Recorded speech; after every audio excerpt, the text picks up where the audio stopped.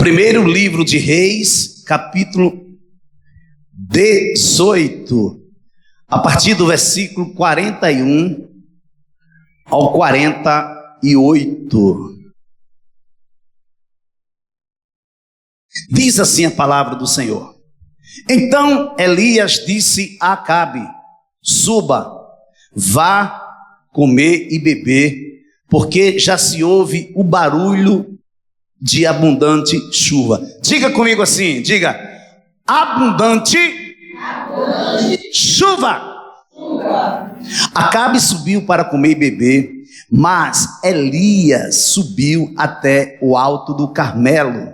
Ali, encurvado para a terra, pôs o rosto entre os joelhos e disse ao seu servo: vá e olhe para o lado do mar. Ele foi, olhou e disse: não vi nada. Então Elias disse: volte. E assim por 7 vezes.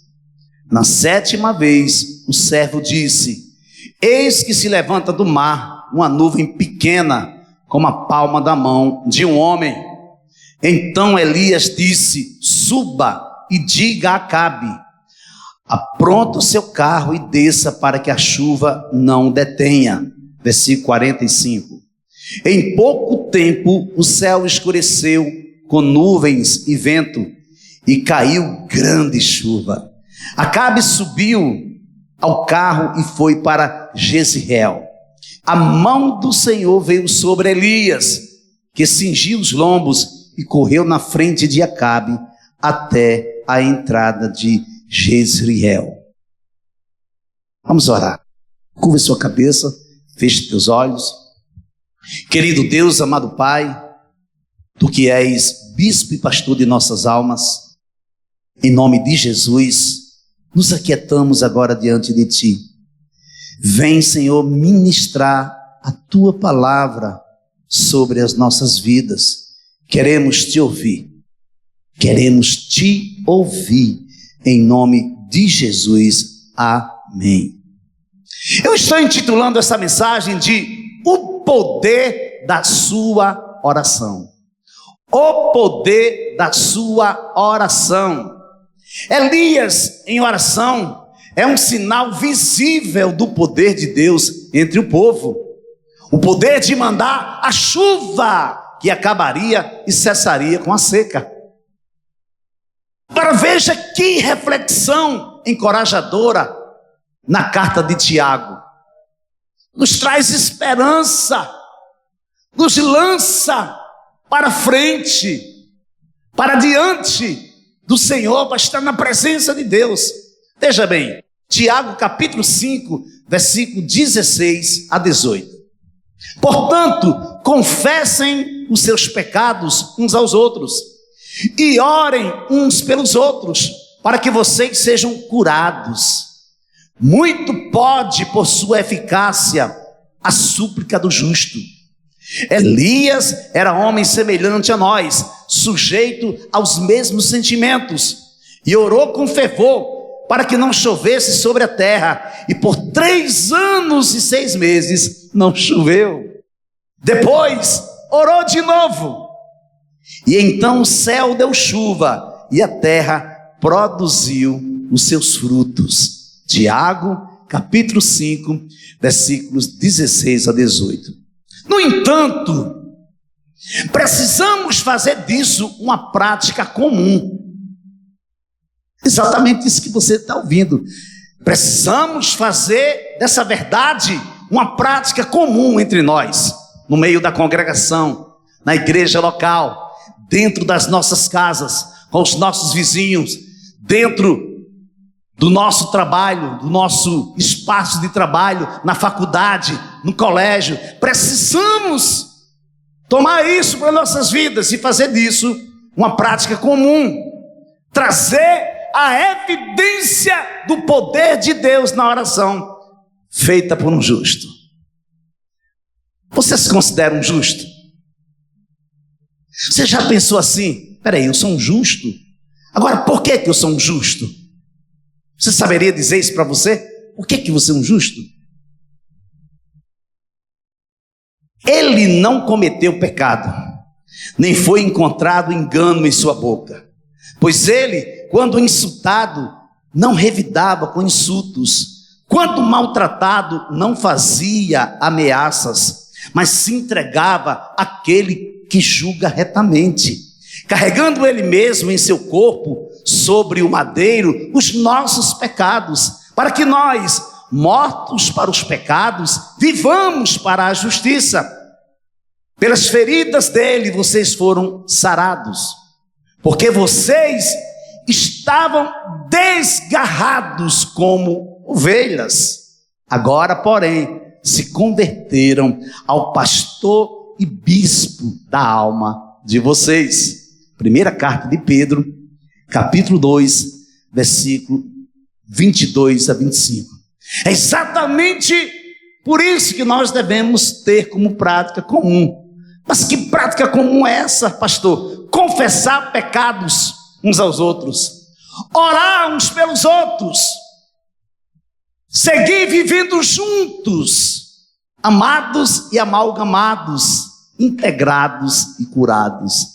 Só seguiremos juntos, só seremos curados, só seremos integrados, restaurados, se colocarmos isso em prática, se vivermos essa verdade que o Tiago está nos revelando, confessando os pecados uns aos outros, recebendo a cura de Deus. Por quê?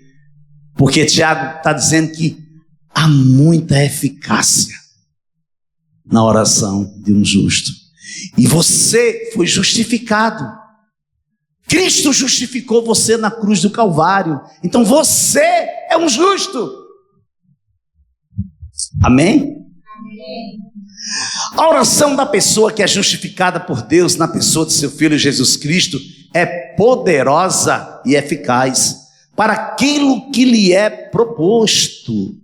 Elias, por exemplo, humano como nós, orou com fé para que não chovesse, e não choveu. Nem mesmo uma gota de água caiu na terra durante 3 anos e meio. Você já imaginou? Como é sério isso que Tiago está dizendo? Que Elias era homem semelhante a mim e a você. Ele orou com fé e não choveu, não caiu uma gota de água durante 3 anos e meio sobre a terra. Depois orou para que chovesse e choveu. As chuvas vieram e a vegetação começou a crescer de novo, dando seu fruto na estação certa, propícia. Que coisa poderosa! O milagre aconteceu porque uma pessoa que andou com Deus, ou uma pessoa que andava com Deus, orou. Então veja bem, por que foi que o milagre aconteceu? Porque uma pessoa que andava com Deus orou. Como tem sido a sua oração? Em qual direção você tem orado? Você tem se submetido a Deus? Você tem buscado a sua face? O que você tem feito na direção de um Deus tão misericordioso, tão bondoso, tão fiel, que tem cuidado de você, que tem te dado o melhor nessa terra? Qual tem sido a direção da tua oração? Então a primeira parte dessa mensagem, que eu estou intitulando de O Poder da Sua Oração, a primeira parte eu estou chamando de uma prova da sua fé. Diga comigo, uma prova da sua fé. Está em 1 Reis, capítulo 18, versículos 43 a 44.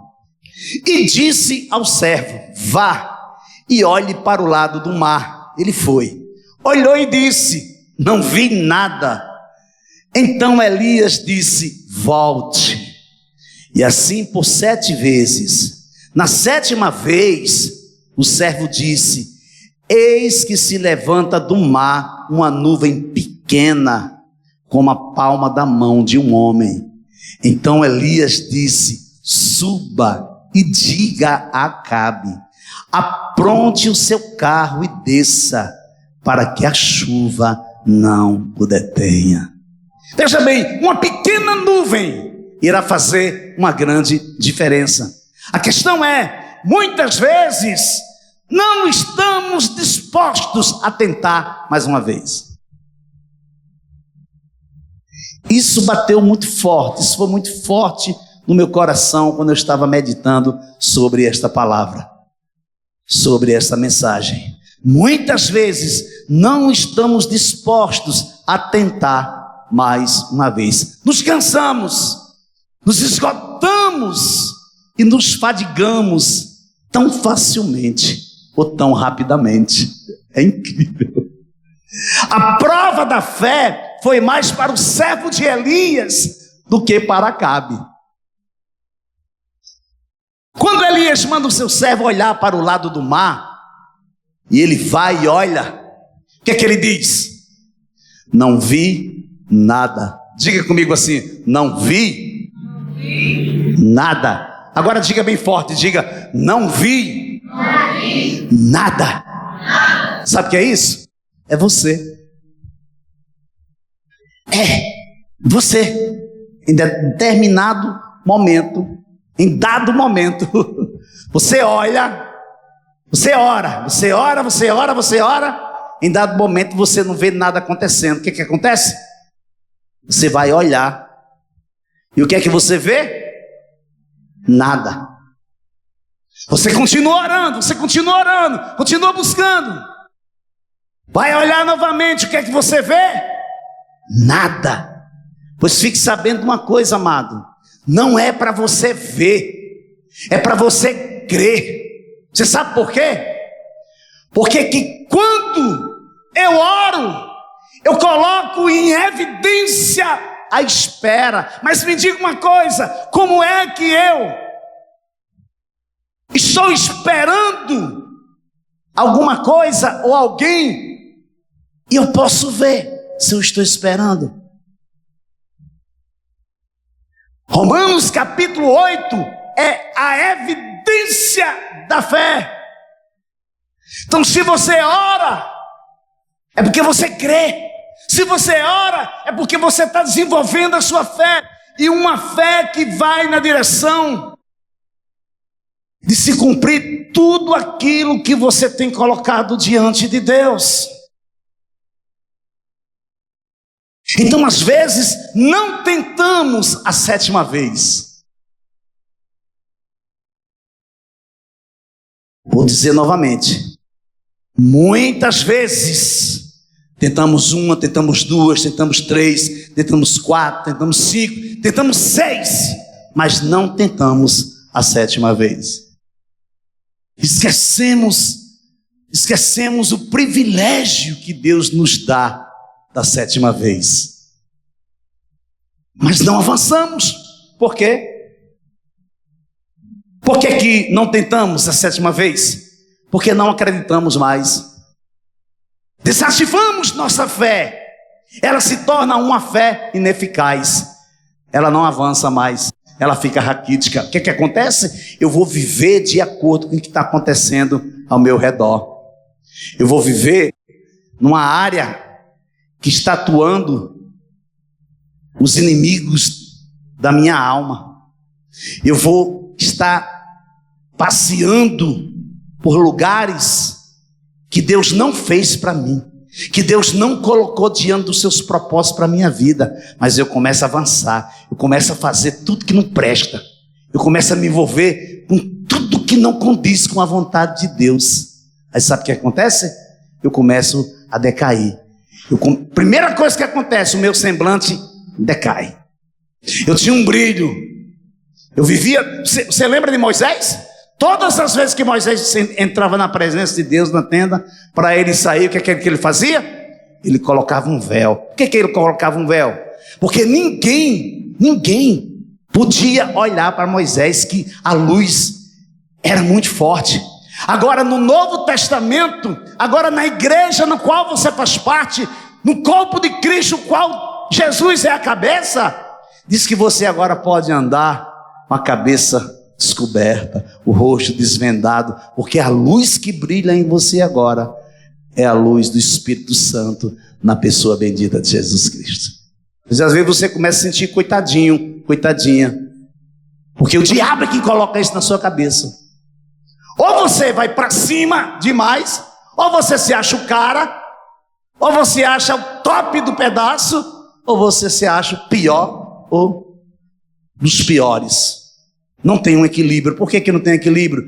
Porque está fora daquilo que Deus preparou para você. Por isso que não tentamos a 7ª vez. Fazemos de conta que estamos tentando. Enganamos a nós mesmos. Mas como isso acontece, pastor? Como isso acontece, pastor? É quando você faz alguma coisa somente para cumprir o calendário. Como diz aí no chavão do secular, diz que você faz para cumprir a tabela. Pronto, fiz, cumpri a tabela, tá bom. Então eu vou levando, vou empurrando com a barriga, tá tudo bem. Você aceita o processo, continua no processo, se compromete com o propósito, mas você não se submete às evidências da fé. Meu Deus, que coisa séria. Precisamos parar, precisamos ponderar com essas coisas. Porque eu estou levando uma vida regrada. É a mesma coisa de alguém que toma remédio controlado, amados. Você começa a tomar um remédio, você não pode parar o remédio de uma vez, que você vai ter sérios problemas. Você tem que ter um acompanhamento médico regrado para desmamar o remédio, e depois você leva uma vida normal. Estou caminhando com Deus, estou em direção ao propósito, estou dentro do processo. Mas quando as evidências da fé exigem de mim, aí eu surto. Aí eu digo, estou fora. Estou fora porque está exigindo muito de mim. Não foi para isso que Deus me chamou, mas foi, amado. Deus nos chamou, Deus me chamou, Deus chamou você para nos ensinar o quanto importa sofrer por Ele. Foi isso que Deus falou sobre Paulo. Então veja bem, é porque não é somente a fé. Isso aqui é muito interessante. Não é somente a fé, é a fé e os seus fundamentos. A fé sozinha não serve para nada. Você sabia? Ou você não sabia? A fé sozinha, ela não serve para nada. Mas pastor, você sabia que existem países ocidentais que as pessoas têm fé numa vaca? As pessoas têm fé num rato? As pessoas têm fé em todo tipo de animal. Existem países que você está com sua família em casa, fazendo refeição, uma vaca entra e ela faz o que ela quiser ali, naquele momento que você está fazendo a refeição. É incrível. Então por isso que a fé sozinha, ela não serve para nada. Ela é acompanhada de um fundamento. E qual o fundamento da fé, pastor? O fundamento da nossa fé é Cristo Jesus, é a rocha eterna. Cabe a você edificar sobre a rocha ou edificar sobre a areia. Jesus classifica essa edificação em 2 padrões. Jesus classifica essa edificação em 2 padrões. Quais são, pastor? Sensatez e insensatez, prudência e imprudência. Como é sério. Eu sinceramente, eu estou com 24 anos que Jesus me resgatou. Olha que a minha vida era uma vida muito agitada, sabia? Eu tinha vida muito agitada. Tem pessoas aqui que me conheceram, que conviveram comigo, pessoas que caminharam comigo e sabem como é que era a minha vida antigamente. O Júnior conhece muito bem essa história. E no dia 1º de setembro do ano 2000, Jesus me resgata, troca as minhas vestes sujas com vestes de louvores e disse: eu vou fazer uma história nova na tua vida. Amados, e a direção que eu tenho sentido, tudo que eu faço, eu presto conta com Deus. Até mesmo os pecados mais incontidos, até mesmo aqueles pecados que estão lá dentro de mim, que eu não consigo vencer, eu levo para os pés dele. Ele me conhece todo. Eu não levo nada para amanhã. Eu deixo hoje nos pés dele e vou buscar a suficiência dele, porque somente ele sabe quem realmente é o pastor Ronaldo Bezerra, um homem interior. Somente ele.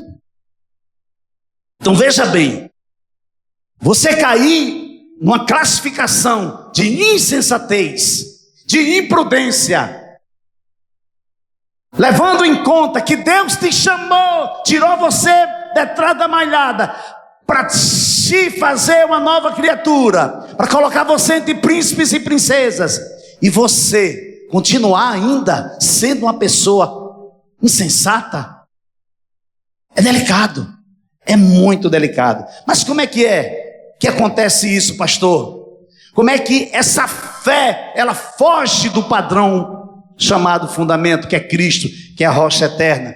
É que quando com a sua boca você desfaz tudo o que você reivindica em oração para Deus. Já pensou?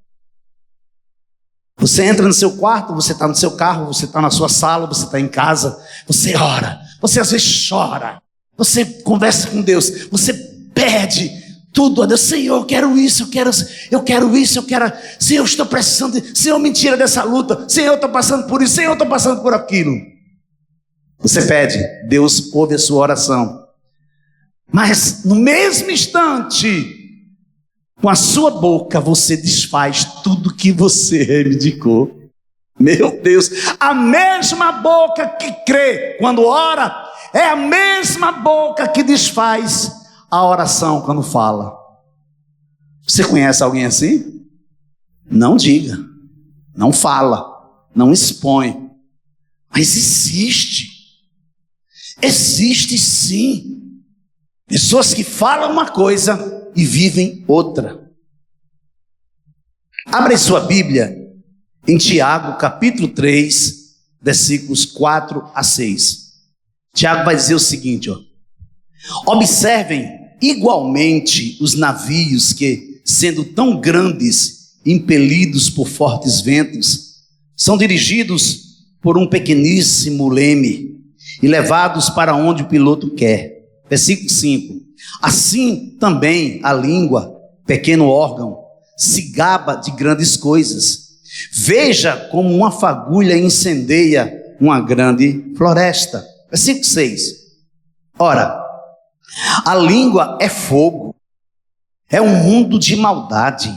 A língua está situada entre os membros do nosso corpo e contamina o corpo inteiro. E não só põe em chamas toda a carreira da existência humana, mas também ela mesma é posta em chamas pelo inferno. Meu Deus, que coisa séria. A língua é um fogo, é um mundo de maldade. Agora veja bem, a língua está situada entre os membros do nosso corpo e contamina o corpo inteiro. E não só põe em chamas toda a carreira da existência humana, como também ela mesma é posta em chamas pelo inferno. Tiago capítulo 3, versículo 4 a 6. Tudo em nossas vidas é uma questão de escolha. O que eu escolho hoje me dirá o que devo esperar amanhã. Você sabia? O que você decide hoje é o que vai te motivar, é o que vai te empurrar, é o que vai te incentivar, é o que vai te conduzir para a realização do que você escolheu, do que você plantou.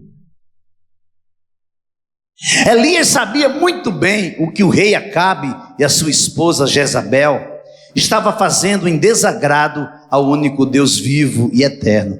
Por isso Elias escolheu ir na contramão de todas as expectativas daquele povo que adoravam a Baal e a Zerá. E o mais interessante disso tudo é que a ordem para que não chovesse durante esse espaço de tempo, e que não choveu, saiu da boca de Elias. Meu pai, você sabe o que é que isso me diz? Você sabe o que é que isso me traz? Sabe o que é que isso me ensina? É que eu tenho que ter muito cuidado com o que eu falo. Eu tenho que ter muito cuidado quando eu me sento, quando eu procuro me aquietar numa roda de amigos, até mesmo crentes.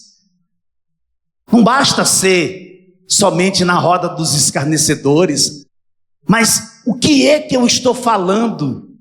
O que é que as pessoas estão tirando da minha vida como aprendizado? É muito importante isso. Então Elias disse a Acabe: suba, vá comer e beber, porque já se ouve o barulho de abundante chuva. Acabe subiu para comer e beber, mas Elias subiu até o alto do Carmelo, ali encurvado para a terra, pôs o rosto entre os joelhos. 1 Reis, capítulo 18, versículos 41 a 42. Percebemos que o servo de Elias não consegue enxergar absolutamente coisa alguma. Não consegue enxergar nada até a 7ª vez. Que importância tem as 7 vezes para Deus e para a sua igreja? Abra sua Bíblia em Provérbios capítulo 24, por favor. Provérbios capítulo 24, versículo 16, vai dizer o seguinte: porque 7 vezes cairá o justo e se levantará, mas os perversos são derrubados pela calamidade. Agora veja bem, perdão e fé caminham juntos. Perdão e fé caminham juntos. Se você pensa que você vai usar a sua fé, por mais que ela seja uma fé agressiva, e que você vai usar a sua fé com o coração cheio de ódio, se você pensa que você vai conseguir alguma coisa, você está enganado. Não vai acontecer absolutamente nada daquilo que você espera. Por quê? Porque o perdão segue na direção da fé. E assim sucessivamente, a fé segue em direção ao perdão. Então o homem não receberá nada de Deus. Por quê, pastor? Porque é um tipo de homem de ânimo dobre, mente dividida. O homem que tinha a mente dividida, ou a mulher que tem a mente dividida, essa sabedoria não é e não vem de Deus. Mas vem de onde? É humana, animal e demoníaca. Veja que coisa séria. Se você não se submete à sabedoria de Deus, para que você possa prosseguir, para que você possa viver a excelência de Deus no seu tempo, qual é a sabedoria que está tomando conta da sua vida? Ela é humana, ela é animal e ela é demoníaca. A sabedoria terrena está associada à inveja, à ambição egoísta e à confusão e todo tipo de males. Então Pedro, aproximando-se, perguntou a Jesus: Senhor, até quantas vezes meu irmão pecará contra mim e que eu lhe perdoe? Até 7 vezes? Pedro fala para Jesus. Olha a resposta de Jesus. Jesus respondeu: não digo a você que perdoe até 7 vezes, mas até 70 vezes 7. Quantas vezes meu irmão vai pecar contra mim e eu devo perdoar? Aí ele mesmo dá a sugestão para Jesus: 7 vezes, Jesus? Aí Jesus: não, Pedro, não, eu não te digo que é 7 vezes, mas 70 vezes 7. Meu Jesus. Está em Mateus capítulo 18, versículos 21 a 22. Segunda parte da mensagem, que eu estou intitulando O Poder da Sua Oração, eu estou chamando a segunda parte de A Evidência da Sua Fé. Qual é a primeira parte? A primeira parte é uma prova da sua fé. A segunda parte é a evidência da sua fé. Veja aí.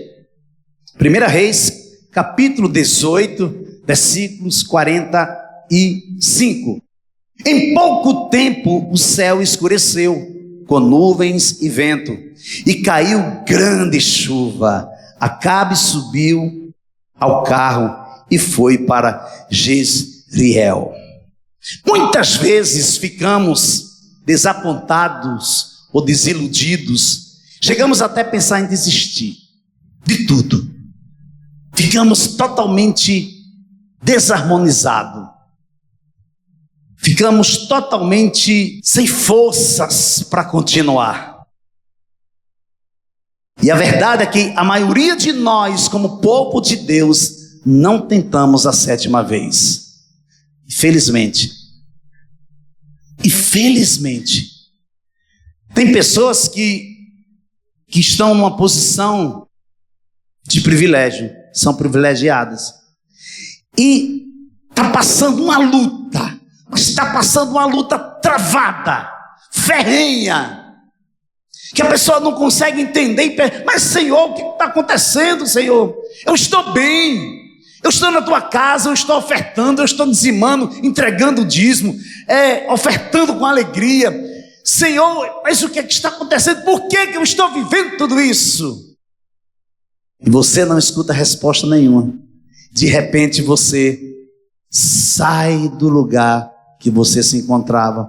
Aí sabe o que acontece? Chegou a tua bênção. Aí outro que estava atrás de você recebe. Eu já vi isso inúmeras vezes acontecer. E tem um irmão nosso que ele diz assim: tá ruim? Vai piorar mais um pouco.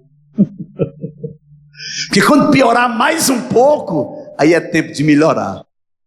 Ixi, eu me pelo todinho quando esse irmão fala isso.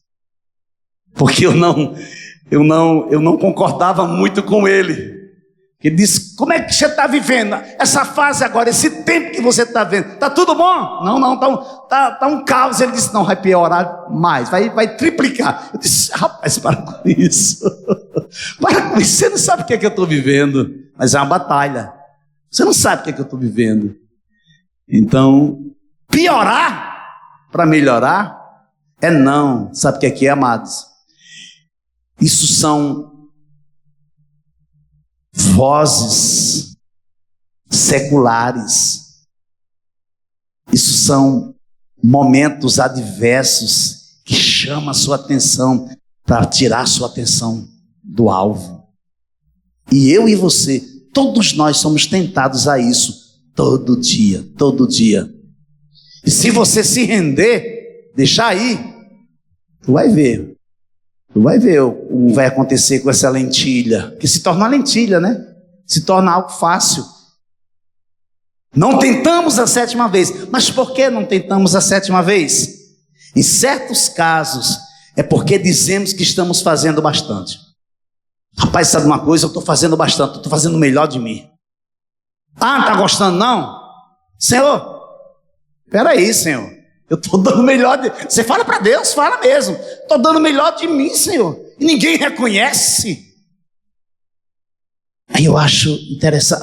Às vezes eu conversando com a pastora, eu digo: pastora, eu acho que Deus está olhando para a gente, sorrindo da gente. Esses meus filhos. Que às vezes eu acredito que existe um momento que Deus olha para nós e fica: ah, meu Deus, se ele soubesse, se ela soubesse o que é que eu estou preparando. Se ele soubesse o que eu estou preparando para a vida dele, se ela imaginasse o que é que eu tenho guardado para ela ou guardado para ele. Sabe o que é isso? É a evidência da fé caminhando na direção de você saber que você foi criado para glorificar a Deus, que você foi criado para agradar a Deus, que a fé que você tem não é para você ter as coisas, não. A fé que você tem é para se relacionar com o seu Deus. Por quê? Porque eu estando nele, eu tenho tudo. Eu tenho tudo, porque a minha herança é o Senhor. Então, quando você se preocupa com o material, foca no terreno, a sua cabeça, a sua mente, o seu coração vai estar no terreno, vai estar no material. Aí o que é que o apóstolo Paulo diz? Ei! Olha para o alto. Ocupa tua mente com as coisas do alto. Eleva os teus olhos para o monte. É do monte que virá o meu socorro? É não. O meu socorro virá do Senhor, que fez os céus e a terra. Então aconteça o que acontecer, o meu Deus está no controle. Aconteça o que acontecer, a minha vida, meus dons e talentos, a minha casa, a minha família, a tua igreja é tua, não é minha. Tudo é dele, tudo é por ele, tudo vem dele e tudo vai voltar para ele. Tem nada nosso. Se temos a convicção que oramos e Deus prontamente ouve nossas orações, é porque minha vida, minhas escolhas estão pautadas no fundamento chamado coerência. Diga comigo assim: coerência. É coerência mesmo isso aí que você falou? Não ouvi direito. Diga coerência. O que é coerência? É conformidade entre fatos e ideias. Conexão lógica e nexo. O que é nexo? É união, ligação entre ambas as partes. Existe uma harmonia entre o que eu creio e o que eu falo e o que eu vivo. Está vendo aí? Ó? O que é coerência? O que é um fundamento coerente? Eu creio. Eu falo porque eu creio. Eu creio porque eu falo. E eu vivo porque eu falo e porque eu creio. Aí sim. Mas aconteça o que acontecer. Deus me prometeu, Ele mandou esperar, então vou esperar e vou receber dele. Porque Deus não é homem para que minta, nem filho do homem para que se arrependa. Dizendo Ele sim, cumprirá. Amém? Você pode aplaudir o Senhor Jesus nesta noite? Logo, já não sou eu quem vive, mas Cristo vive em mim. E esse viver que agora tenho na carne, vivo pela fé no Filho de Deus, que me amou e se entregou por mim. Gálatas, capítulo 2, versículo 20. Você se lembra da última vez? Olha para cá. Olha para cá que eu quero perguntar isso a você. Você se lembra da última vez que você orou e Deus atendeu a sua oração? Você lembra qual foi a última vez que você orou e Deus prontamente veio na sua direção e atendeu a sua oração? Você lembra? Nem sempre o que pedimos a Deus irá nos agradar. Peraí, pastor. Nem sempre o que pedimos a Deus irá nos agradar. Muitas vezes precisamos pagar um preço que não esperávamos pagar, mas que temos de pagar esse preço. Você compra uma passagem para ir para Londres, ou ir para a Itália, para Roma, e você compra a passagem, prepara sua bagagem, e a sua data de partida está marcada para 4 horas da tarde, e você precisa chegar no mínimo 1 hora antes para fazer o check-in. E quando você chega no check-in com a sua bagagem, você descobre que tem excesso de bagagem e tem que pagar pelo excesso de bagagem. E às vezes você não tem mais recursos para isso. Então o que fazer? Assim é na sua vida com Cristo. Às vezes nós pedimos algo a Deus e não sabemos o que pedir. Por quê? Vocês cobiçam e não têm nada, matam e sentem inveja, mas nada podem obter, vivem a lutar e a fazer guerras, nada têm, porque não pedem, pedem e não recebem, porque pedem mal para esbanjarem em seus prazeres. Tiago, capítulo 4, versículo de 2 a 3. Deixa eu abrir meu coração para você no quesito fé. Fui convidado para ir para Santarém como cantor oficial da Igreja da Paz, na Conferência Nacional do MDA. Então, compraram a minha passagem e eu fui para Santarém para ser o cantor oficial da Igreja de Fortaleza. E a igreja de Santarém, na época, tinha mais de 60 mil membros, para você ter uma ideia. E eu levei uma caixa de CD, que a pastora separou essa caixa e o pastor responsável pela viagem, pela logística da viagem, disse: Pastor Ronaldo, leve uma caixa de CD. Só que eu levei a caixa de CD e levei outra aberta. Já tinha uma que estava rasgada do CD, tinha vendido alguns CDs. E nós ficamos em contato, eu e a pastora, né? E a pastora estava indo para a Igreja da Paz, estava ministrando exatamente sobre o poder da fé, sobre a fé evidenciada. E a pastora tinha certeza que eu iria vender aquela caixa de CD completa. Só, amados, que eu lá em Santarém comecei a ficar preocupado com a fé da pastora. Eu disse: meu Deus, e agora? A minha fé está sendo abalada porque eu estou preocupado com a fé dela.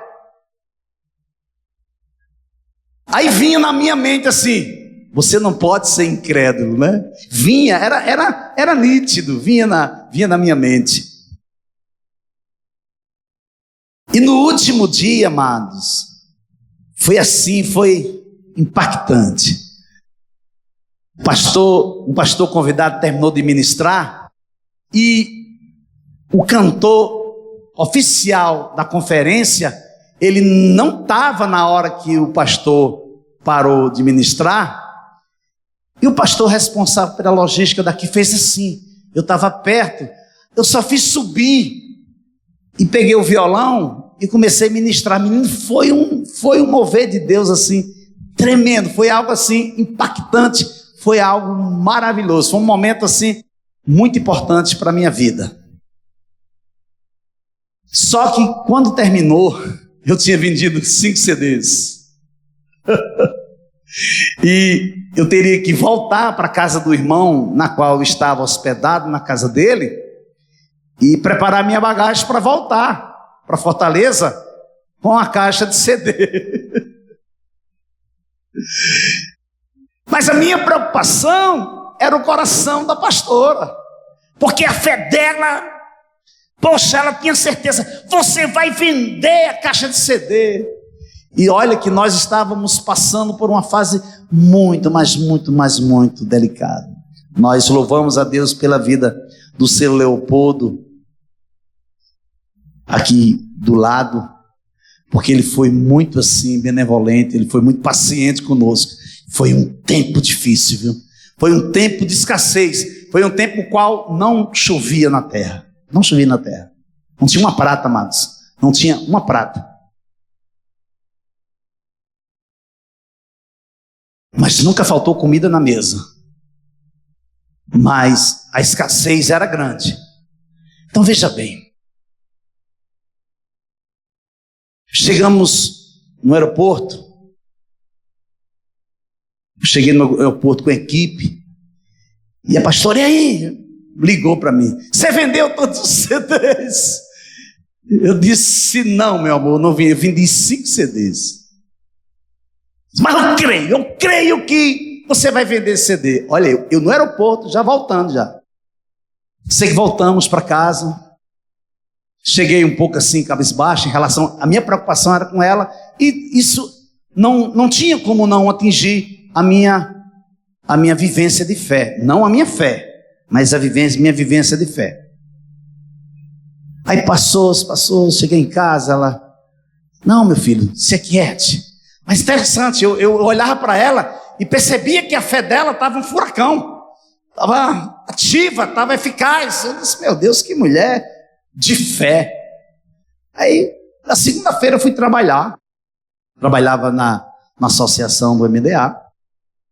Aí, no outro dia, vim para casa. Aí recebi uma ligação. Pastor Ronaldo, oi? É fulano. Sei, pode falar, querido. Olha, passa lá na sede, que a tua oferta já está lá. Eu disse, tudo bem. Amados, eu fui buscar a oferta. E a oferta que a igreja repassou para mim era exatamente todos os CDs vendidos. Você pode glorificar a Deus por isso? Pode. Amados, não era para mais, não era para menos, era exatamente todos os CDs vendidos. E nós ficamos ainda com a caixa de CD para vender depois. Você pensa que Deus, quando vai fazer uma coisa na sua vida, Ele faz algo pequenininho? Ele joga você no monturo e fica olhando para você? Não. Nós servimos a um Deus excelente, a um Deus de propósito, a um Deus que vela pela sua palavra para cumprir. A gente só tem que se aquietar. Momentos difíceis iremos passar, momentos de escassez iremos enfrentar. Tem alguém aqui que já passou fome? Por favor, levanta sua mão que eu quero conhecer você. Depois que você está em Cristo, depois que você está em Cristo, você passou fome. Isso não quer dizer que você não irá passar. Isso quer dizer que Deus tem cuidado de você. Deus tem cuidado de você, assim, de uma forma estrondosamente maravilhosa. Conclusão. 1 Reis, capítulo 18, versículos 46. A mão do Senhor veio sobre Elias, que cingiu os lombos e correu na frente de Acabe até a entrada de Jezreel. Eu gostaria que você entendesse uma coisa, que você saísse daqui entendendo uma coisa. Quando a mão de Deus está sobre você, aquieta. Quando a mão de Deus está sobre você, se aquiete. Deleita-te no Senhor. Confia no Senhor. Entrega teu caminho ao Senhor e o mais Ele fará. Então, se a mão de Deus está sobre você, e eu creio que está, sabe o que vai acontecer? Ele irá levar você por lugares que você jamais imaginou ir. Ele irá te conduzir a lugares o qual você jamais imaginou que você era capaz de atingir. Você se encontrará, escreva isto. Você vai se encontrar fazendo o que você mais ama fazer. você vai se encontrar fazendo com leveza, porque o Senhor vai levar você, porque Deus é um Deus que abre porta onde não tem porta, porque Deus é um Deus que levanta o caído, porque Deus é um Deus que traz à evidência aquilo que não existe, para abençoar a sua vida, para promover a sua vida.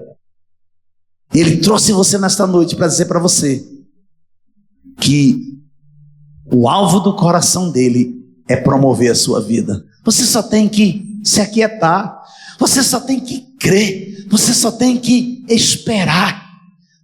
Então veja bem, quando Deus ele tem um propósito na vida de um homem ou na vida de uma mulher,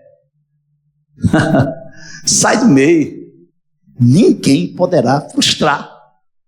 Agindo Deus, quem impedirá? Ninguém, amado, ninguém conseguirá tirar você da presença de Deus. Você vai sair se você quiser, mas ninguém será capaz de tirar. Saia daqui com uma convicção. Desça do muro. Desça do muro antes que você caia e se despedace. A minha oração, e creio que a oração dessa igreja, para a sua vida que está aqui hoje, é que você entenda o que Deus tem para a sua vida.